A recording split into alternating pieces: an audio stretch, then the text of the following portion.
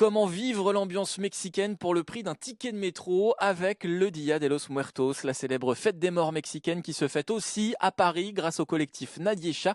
Alors qu'est-ce qui vous attend cette année pour vivre une Toussaint teintée de Mexique? On en parle avec notre invité Miguel Vélon, créateur du festival Fête des morts à Paris, édition 2024. Bonjour Miguel. Bonjour, buenos días. Vous êtes super bien maquillé déjà. Oui, écoutez, on vient de finir justement il y a même pas une heure notre fête des morts mexicaine. À la Ouais. mexicaine, on a fêté avec l'audience française qui nous suit depuis un moment, parce que ça fait 22 ans que notre festival existe.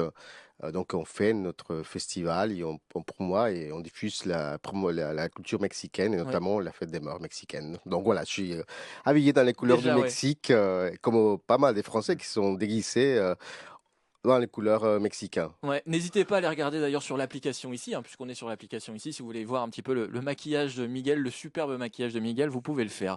Alors déjà, Miguel, pour bien comprendre le Dia de los Muertos, concrètement, c'est quoi et comment vous expliquez que ce soit la fête mexicaine la plus connue dans le monde? Écoutez, déjà, c'est une tradition qui était ancrée dans notre culture depuis le temps des Aztèques. On est au-delà d'être du Halloween ou des choses qui fassent peur. Pour nous, c'est un rendez-vous annuel avec nos bien-aimés, ceux qui sont partis.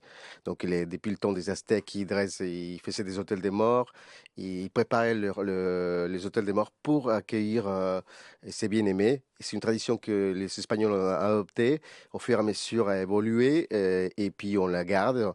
Et ça a pris beaucoup de poids ces derniers temps, grâce effectivement à pas mal de films comme La Leyenda de Manolo, James Bond, Oui, qui une ont scène fait d'intro de sa James Bond. parade, effectivement, que ça n'existait pas chez nous à la ville de Mexico, que c'est à cause de cette parade que maintenant il y a un grand défilé à la ville de Mexico. Et puis Coco, Disney, Oui. qui a vraiment contribué, je peux dire, bon là, pour une fois que Disney fait quelque chose par rapport à notre culture, qui a contribué effectivement à la promotion de notre Mhm. culture. Et donc ça a mis un peu les goûts et l'idée, pas seulement pour les publics français, mais un peu partout dans le monde, pour fêter de plus en plus cette tradition. D'une part, et de l'autre part, effectivement, le travail que nous on fait depuis 22 ans. Il y a 22 ans, la plupart des Français fêtaient Halloween. Mhm. De plus en plus, si vous vous rendez compte un peu, si vous regardez un peu la programmation à gauche, à droite, Oui, il y a de les plus en gens plus de Dia de los Muertos, font effectivement. el Día de Et las puis, Muertos, pour voilà. le symbole, c'est ce crâne fleuri, finalement. Ce sont ces crânes fleuris parce qu'on fête les morts, mais de façon assez festive. Donc, vous avez forcément vu passer ça en Île-de-France ou dans la culture populaire, c'est vrai. Alors, justement, la fête se vit à Paris aussi, le Dia de los Muertos, grâce à vous depuis plus de 20 ans. Quel est le programme si on veut venir découvrir? Je crois qu'il y a déjà un défilé cet après-midi.